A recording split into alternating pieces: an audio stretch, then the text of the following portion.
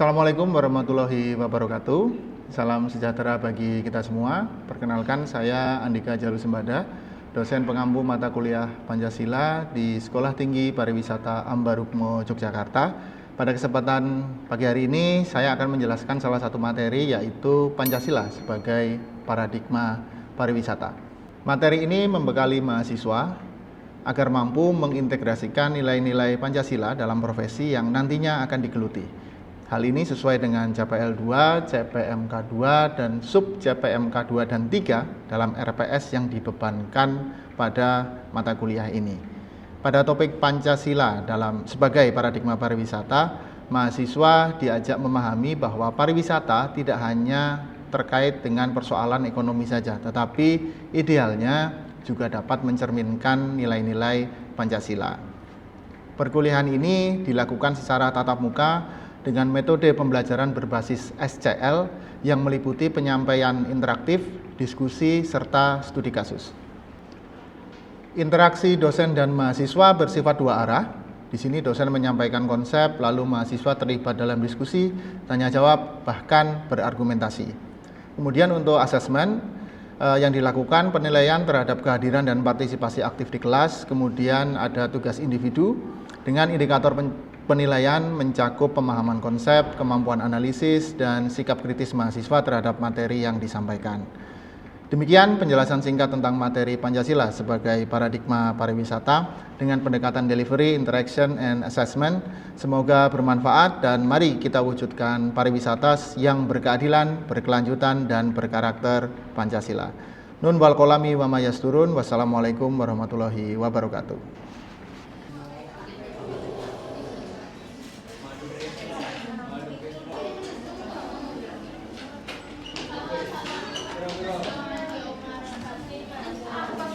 Pagi.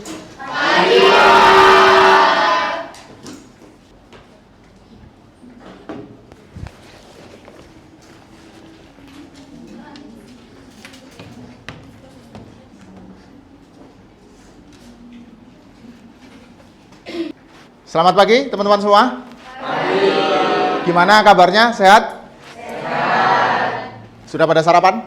Belum. Kok belum, gimana ini?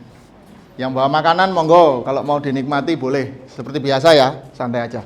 Oke, pagi ini yang akan saya sampaikan materinya adalah seperti yang bisa kalian lihat di tembok. Apa ini? Oke, jadi kurang lebih selama nanti beberapa waktu ke depan kita akan banyak ngobrolin tentang Pancasila sebagai paradigma pariwisata. Oke, nanti silahkan mencermati. Kemudian jika ada yang mau dicatat silahkan boleh. Kalau ada yang mau ditanyakan silahkan bertanya, angkat tangan dulu, nanti sampaikan pertanyaannya seperti apa. Dan di akhir nanti saya minta dari kalian ada yang merangkum apa yang sudah saya sampaikan dari awal sampai akhir. Bisa dipahami? Bisa. Bisa ya? Oke. Kita langsung masuk ke slide yang pertama. Ini dia. Oke, yang pertama silakan Mbak dibaca.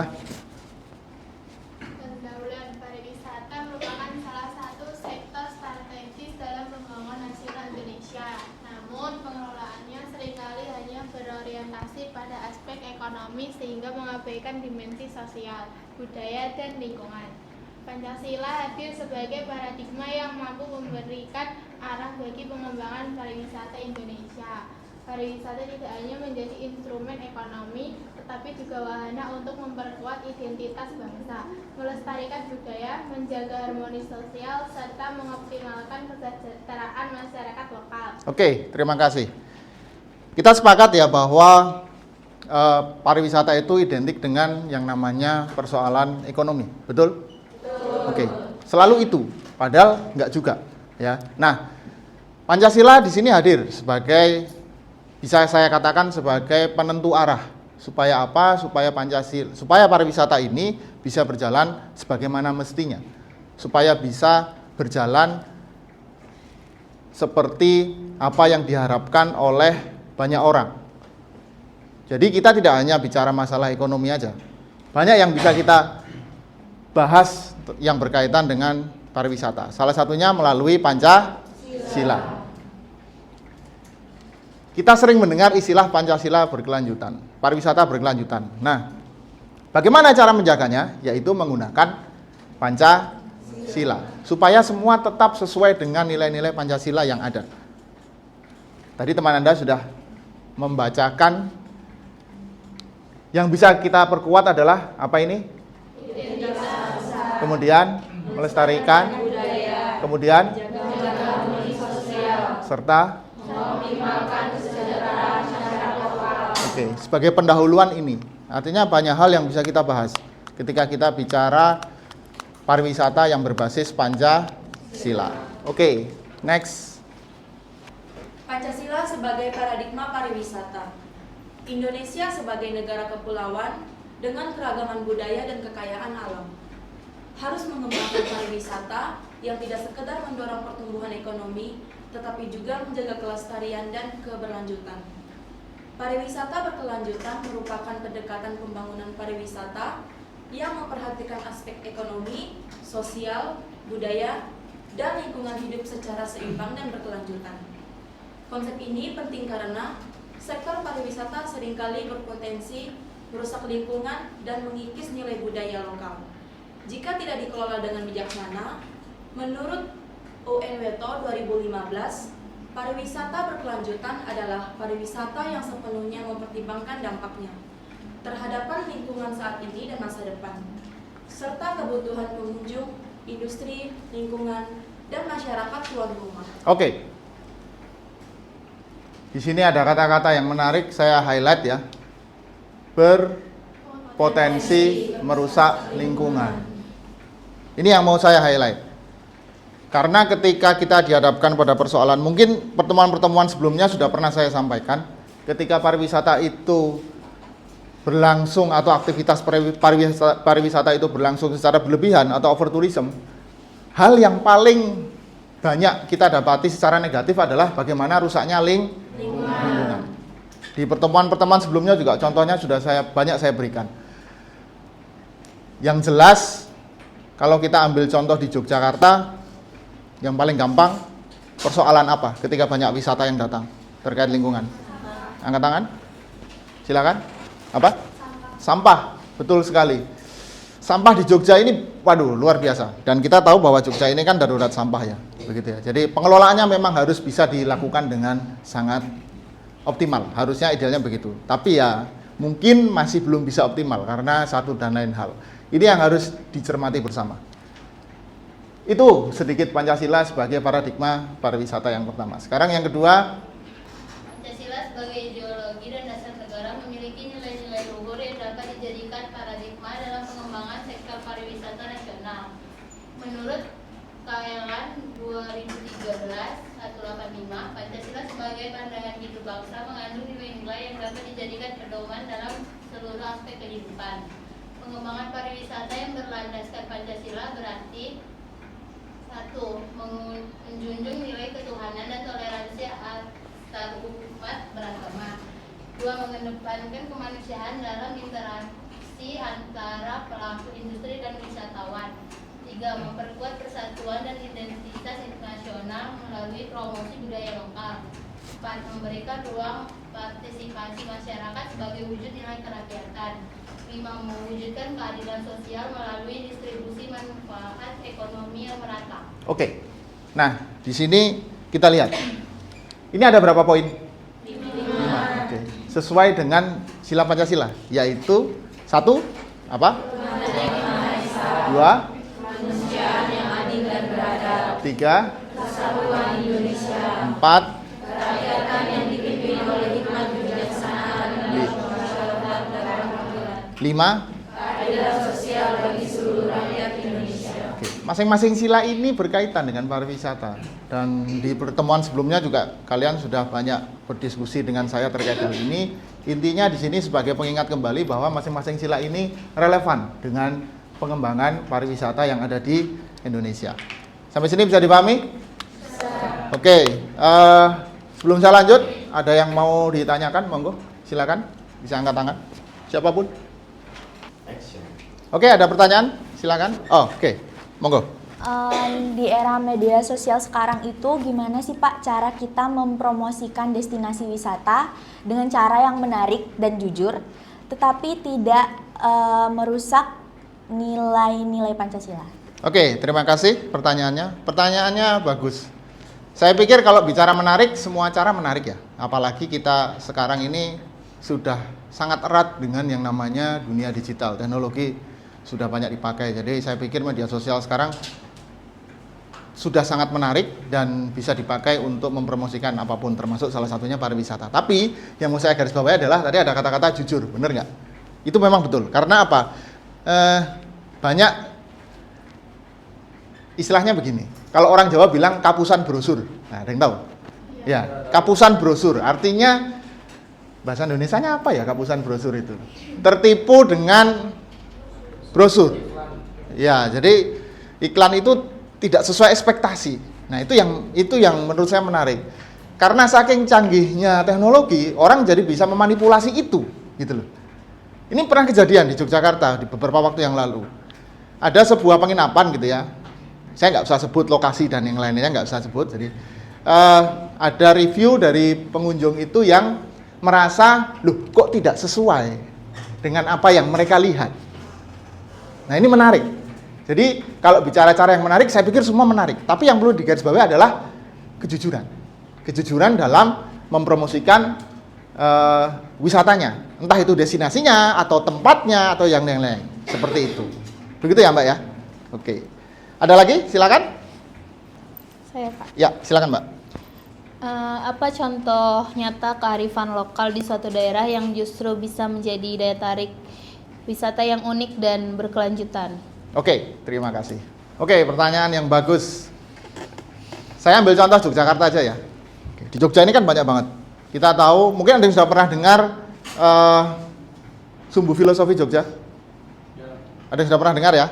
Oke, kemudian di Jogja ini juga banyak hal lain yang bisa kita kategorikan sebagai sebuah kearifan lokal. Ada budayanya, ya kan? Budaya di Jogja ini kan banyak dan nggak main-main. Kemudian kalau saya boleh memberikan contoh yang mungkin jadi tujuan orang kalau ke Jogja gitu ya, udah pasti adalah masalah kuliner. Kuliner ini bisa jadi salah satu kearifan lokal Jogja. Secara spesifik saya akan lebih detail lagi. Kuliner Jogja kan banyak ya. Ada apa aja? Terus? Iya. Apa lagi? Tiwul. Oke. Nah, gedok. Apa? Geblek. Oke, apa lagi?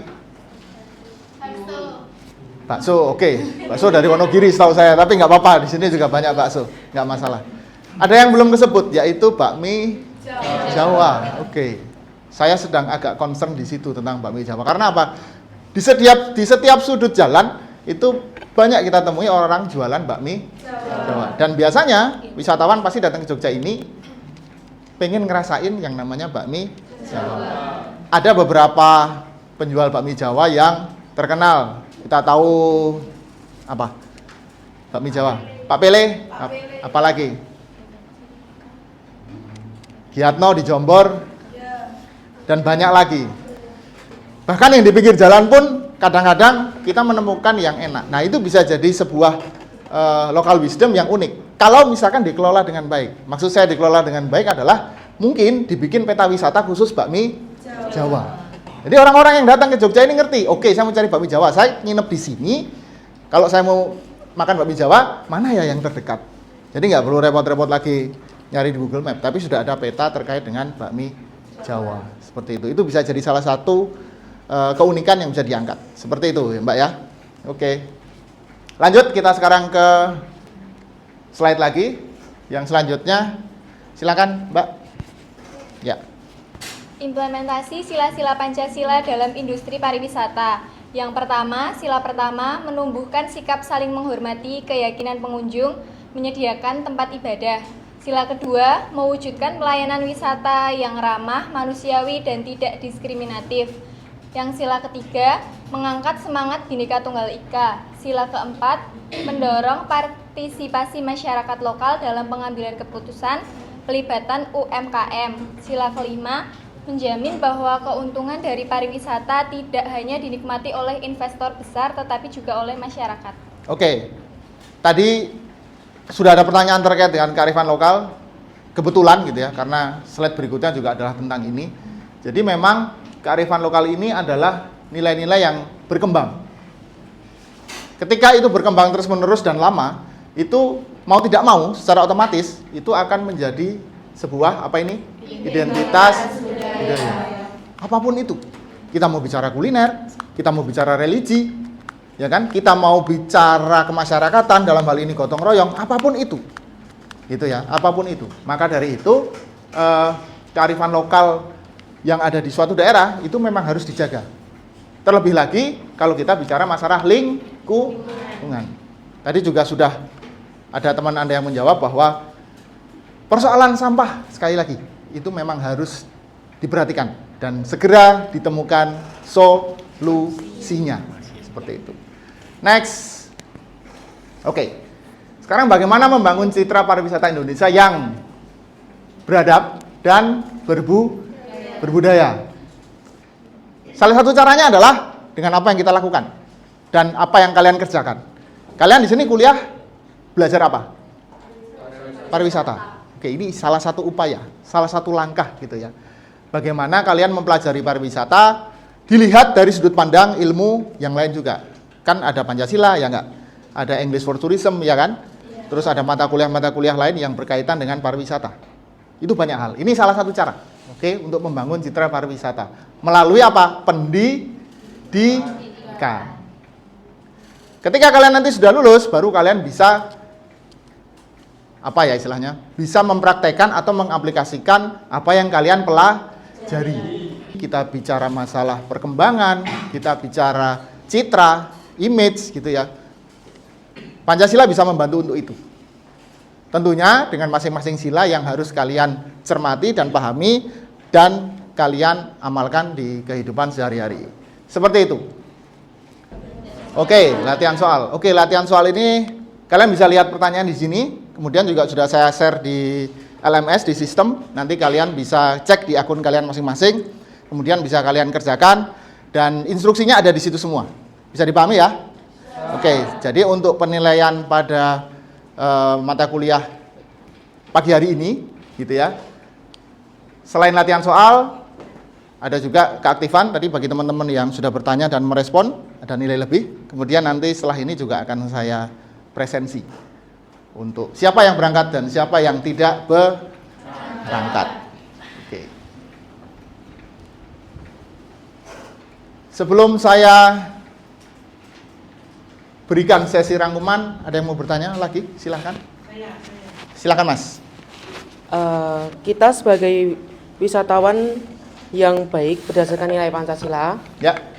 Perilaku apa saja yang harus kita hindari untuk melestarikan suatu destinasi wisata? Oke, baik Mas, terima kasih pertanyaannya. Jawabannya sebetulnya panjang dan bisa kemana-mana, tapi saya akan kerucutkan jadi dua hal aja. Yang pertama sudah kita bahas dari tadi, yaitu masalah menjaga lingkungan, terutama terkait dengan sampah. Yang kedua ini yang belum kita bahas, masalah tertib berkendara, ya enggak?